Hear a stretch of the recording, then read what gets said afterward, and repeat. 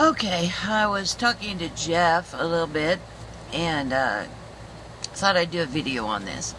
So the question is, if everybody is here doing their own thing, and if they are here to be in pain or anguish or any of the negative vibrations that they're here to experience, or that you see them experiencing, should we just ignore them and say, okay, well, they're doing their own thing, so it's none of our business, and just tootle on our own way? Or should we help them? Okay, so the question becomes, then he asked, or should we just be selfish? And I do have a video on being selfish, and yes, I want you to be selfish. I want you to be very selfish. I want you to make yourself your primary objective every moment of every day, because you are changing timelines wicked fast, and the aspects of the people that you're with or the timelines that are involved match what you are vibrating or what you're calling on every moment of every day. So you're changing all the time. So to try to change someone else in this timeline will just be a different person or different aspect of the person in 5 minutes from now. So helping that person directly doesn't do any good. However, if we were all selfish, let's just say that magically I could get this message out to everyone on the planet, and everyone agreed with me, and in a split second they all decided to be extremely selfish, and their primary goal, everyone's primary goal, was to be happy. No matter what, be happy. Okay, now you've got a whole planet of people that are happy. Well, happy people don't do mean things. They just don't. You just don't ever hear that. So if we all took care of our own happiness and were responsible for just our happiness, everyone was that way, split second, we would be in a perfect planet immediately. Okay, so we're in duality. We're in 4D. That's not going to happen. So, yes, your primary goal should be your happiness. Now, as you sit in the 4D world and you look around, and you see people out there who are struggling in pain, and you can do something about it to help them, and if that makes you happy, helping them, then you should go help them. But here's the trick. When you are helping somebody else, and you're truly doing it voluntarily of your own volition, then it's because it makes you feel good. And most people don't admit this. They say, service to others, as I think I've said this before, service to others is ultimately service to self. Because when you're serving others, you feel good. Therefore, you are helping yourself feel good. Therefore, you are serving yourself. Ultimately, we are all one. So, although the service to others people go, I'm saying to you, being of service to others makes you feel good. I've never met anyone who was serving other people voluntarily because they wanted to, where it made them feel bad. If it made them feel bad, they don't do it. Okay? So, service to others is service to self when you do it voluntarily. So, if you go at it that you are serving others in order to do your job of keeping yourself happy, then go to it. Go help others. As much as you want, as much as you're drawn to, as much as you want, as you wish to. Please do that. But that is being selfish, because you are doing it to make yourself feel good. And that's wonderful. The trick here is that you cannot care what the other person does. So, and I did this for years. I would help others, but then they wouldn't respond the way I expected them to. I gave money to them and they bought drugs. I sent them through school and they quit school. I gave them clothes and they didn't take care of them. I gave them a meal and they didn't say thank you. You see, all of this giving that I was doing, and I was doing it because it made me feel good, but when they didn't say thank you or they didn't appreciate it, it made me feel bad, and I resented them for it. And yeah, I'm saying this on video in front of everybody, that it was my bad. So it would build up, and then I would get mad at the world, and I would just become very hard and cold, and it wouldn't help anybody. I would just pout. Go, oh, well, fine. If I'm not going to be appreciated, then I'm just not helping anybody. And of course, I would do that for a while, and then I would go, well, that doesn't feel good. I don't feel good anymore because I'm not helping people. So I would start the whole process over and over again. And I did this over and over and over decades. And of course, I kept getting burned. People treated me badly. People didn't respond the way I wanted them to. So, because I was doing the last step wrong. Number one, I wasn't admitting to myself or anyone else that I was, well, I did. On second thought, I did tell people that I did it because it made me feel good. So, I did admit that. But a lot of people don't. And I did do it to make me feel better. I did do it to make me feel good. But the last step I got wrong. Because I wanted them to come back and respond and go, good job, thank you so much, and thank you so much for your help, and for them to go off and help others. That was the deal, pay it forward. That's what I was looking for. And that's where it fell apart. So the trick is that you cannot care how they respond to what you do. So, yes, you are doing it from a selfish standpoint. Yes, you find people that you can help and you help them. But you cannot, you cannot expect anything in return. And I know you've heard this before from other people. You've got to give with no expectation at all. And believe me, once you get the hang of it, it's a lot more fun, really. I do it now that way, and I wish I would have done it this way decades ago, even though I think I'd heard this from people, but I just didn't click. It didn't click for me, but it does now. So if you give something, then I give, and I say, you know, I'm a good guy. That's what I do. I help. I give. But now I don't expect in return. So if I give money, I walk away. So if you give with an expectation, and you give, and let's say you give money to a homeless person, and then magically, although I would never see this, but magically you see them go over and buy some drugs on the street, and then they're laying there high or whatever, and you get really mad. Well, if you go over there and try to interfere with what they're creating in their life, then they're going to bite back. They're going to bite back really hard. So if you try to interfere with their creationary story, then they're going to be unhappy with you.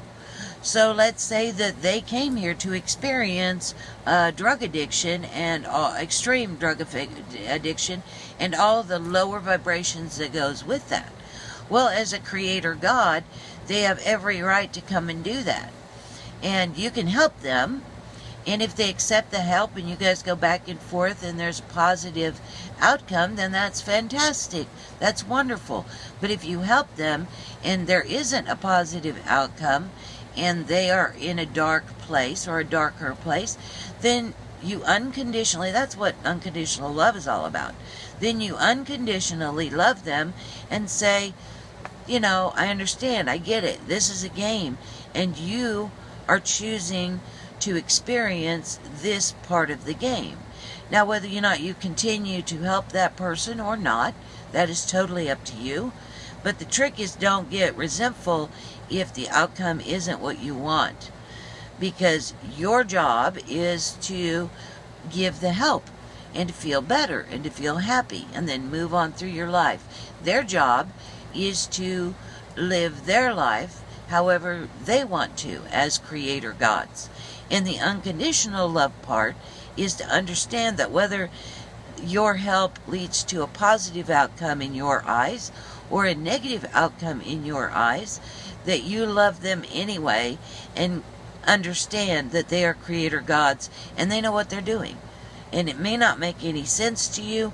Shoot, it may not even make any sense to them in their amnesia, in their human form. But ultimately, there is a game that's being played. They do know what they're doing from one level, from a higher level, a higher standpoint, that you just don't know the rest of the story.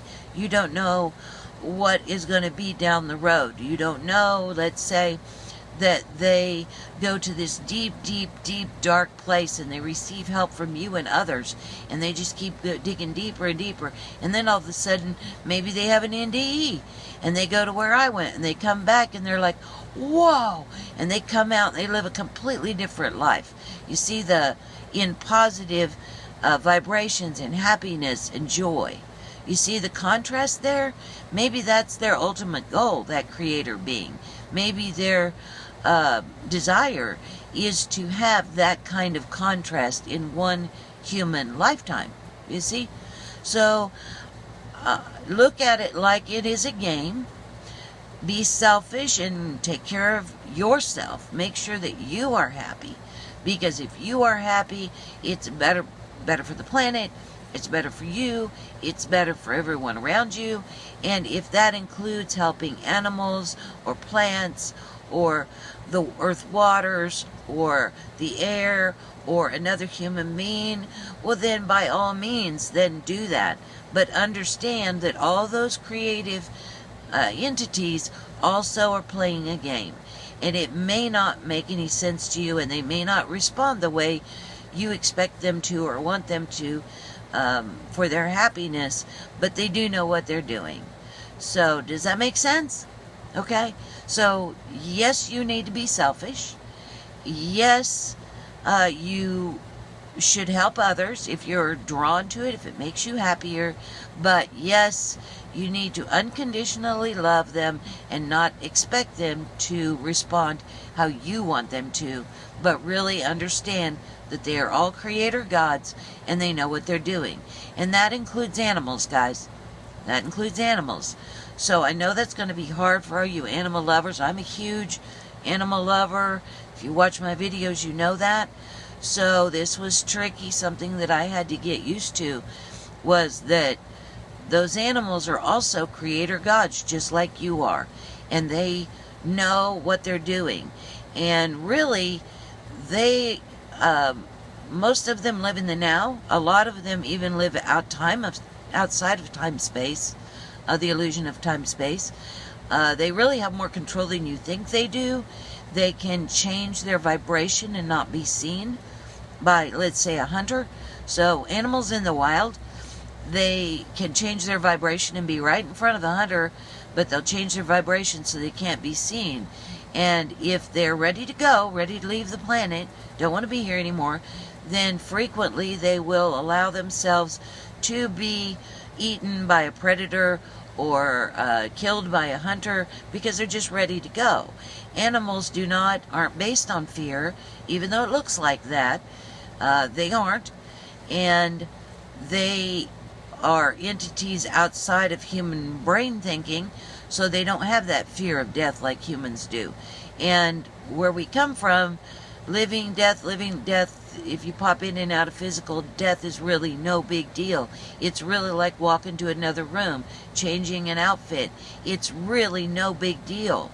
It's just here, it's been built up so much to help create fear vibrations, to allow humans to experience those low vibrations, that the fear of death has become so intense.